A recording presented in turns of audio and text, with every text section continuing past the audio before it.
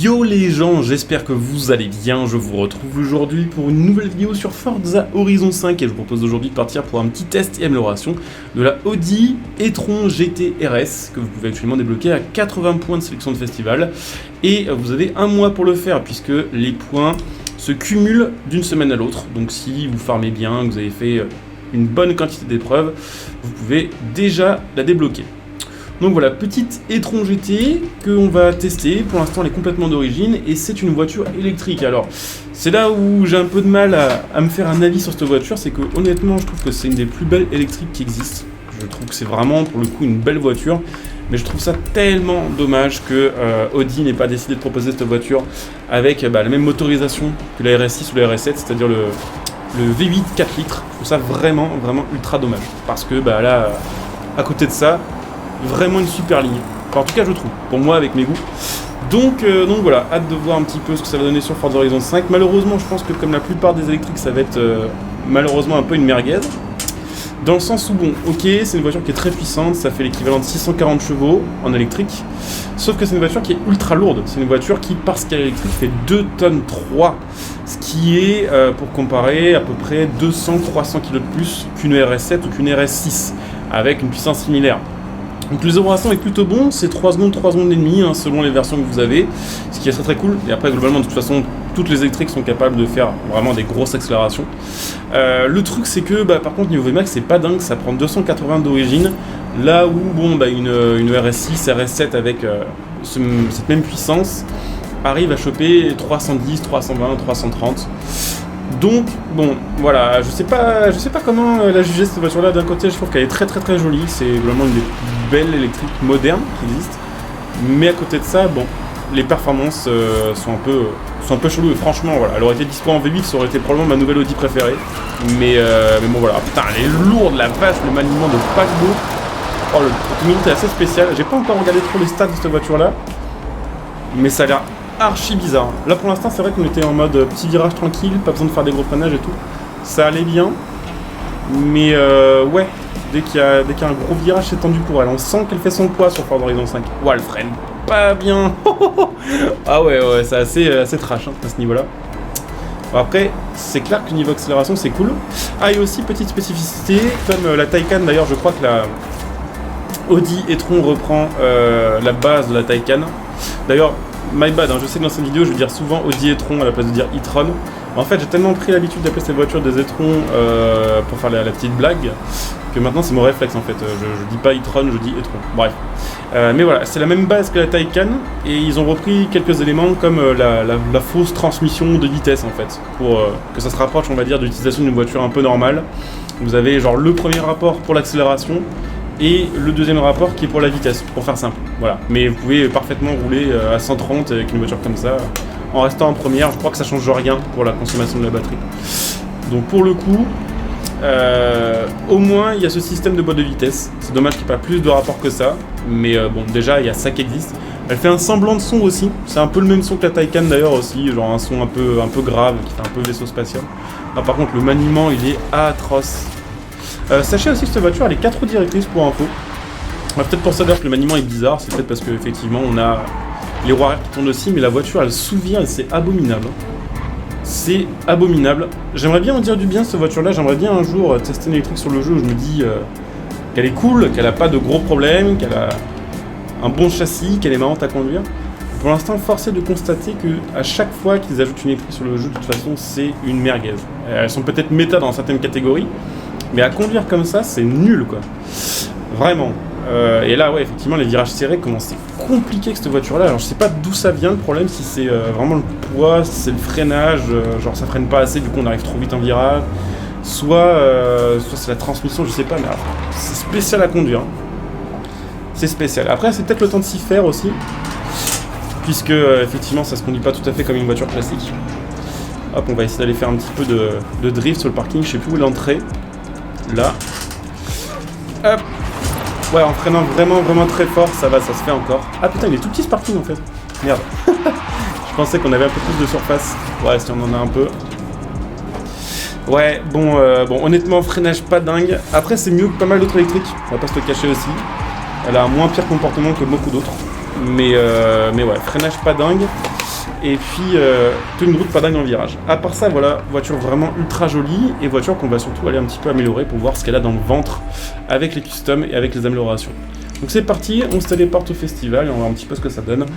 S'il y a possibilité d'en faire, pourquoi pas peut-être la première électrique worth it sur Forza Horizon 5. Alors certains vont dire qu'effectivement le Extreme E en tout terrain il est bien, mais là je parle vraiment de voiture classique.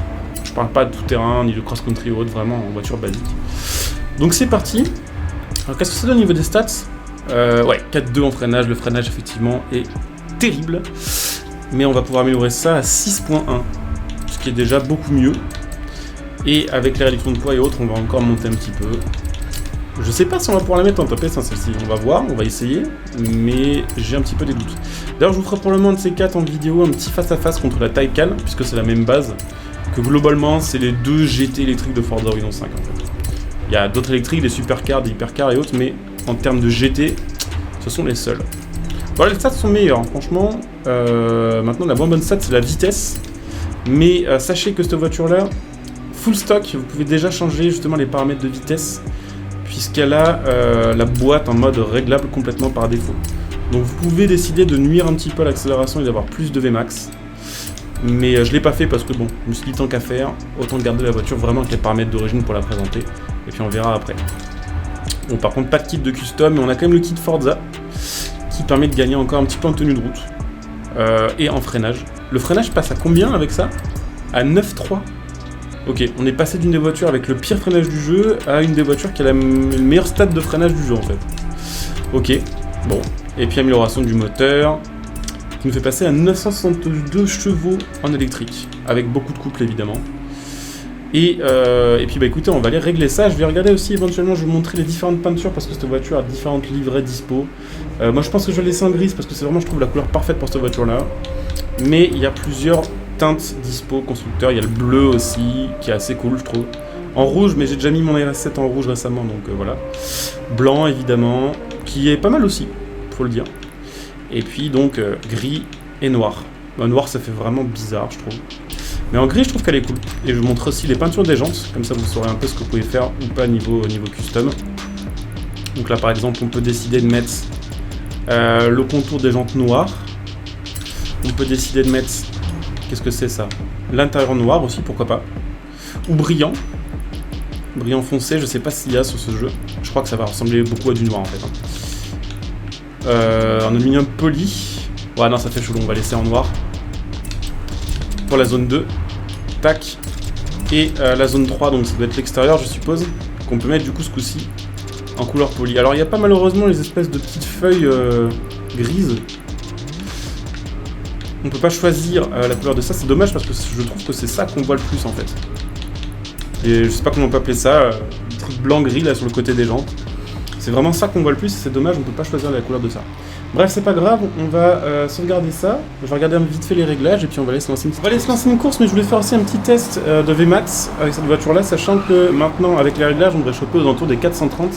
Et on a l'avantage du coup, vu qu'on a quand même au final une boîte à 2 rapports, de pouvoir garder un bon 0 à 100. Parce que en fait traditionnellement sur les électriques du jeu, le souci c'est que quand vous réglez la boîte pour avoir plus de vitesse, vous perdez toujours beaucoup pour les accélérations on va dire un peu basiques.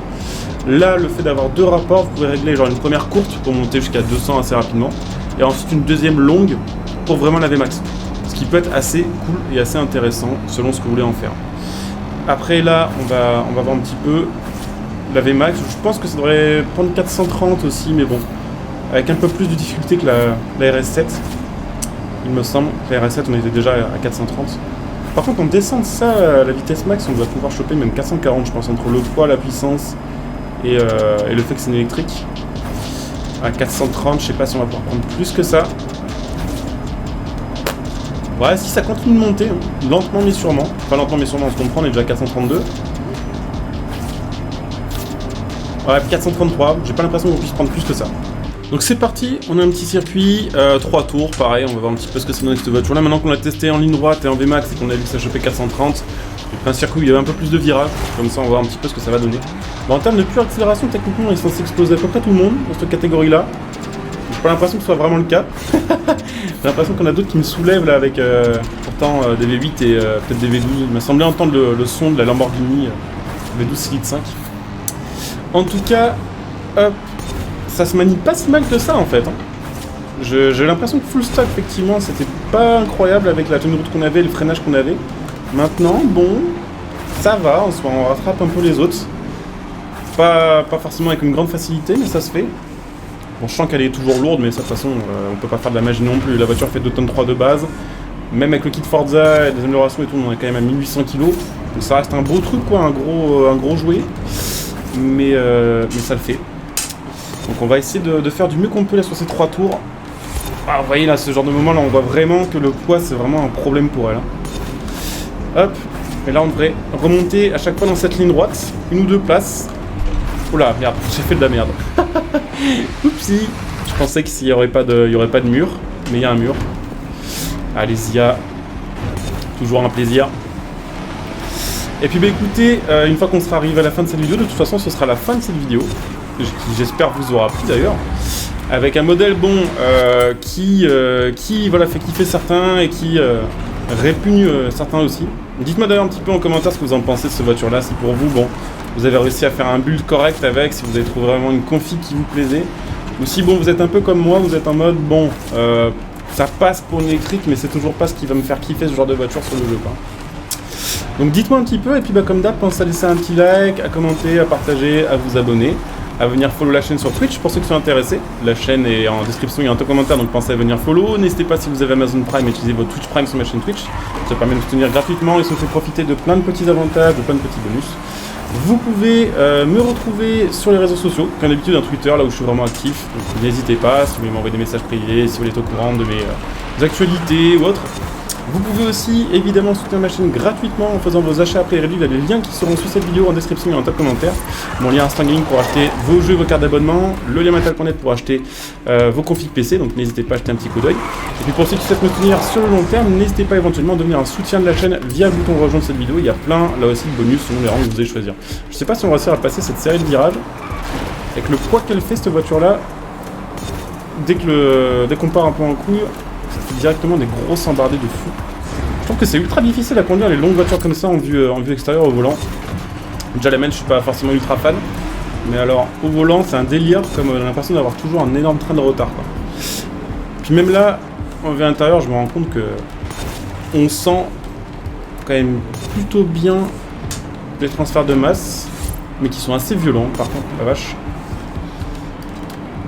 Ouais, bon, clairement, verdict de cette voiture-là, c'est une bonne voiture d'accélération, c'est probablement une des meilleures électriques en soi. Bon, après, certains vont dire qu'il y a la New P9 par exemple, qu'il y a la Rimac aussi, qui sont des voitures très rapides, mais là je parle en termes de voitures, on va dire un peu classiques. Bon, je pense que c'est probablement mieux qu'une Taycan. De toute façon, je vais faire un petit face-à-face entre la Taycan et ça pour voir un petit peu laquelle est la plus rapide, en faisant les deux en mode full stock. Mais honnêtement, bon, avec les améliorations, le freinage ça va, même si c'est toujours insuffisant vu son poids. La tenue de route, ça va, bof, ça va pour une électrique, voilà.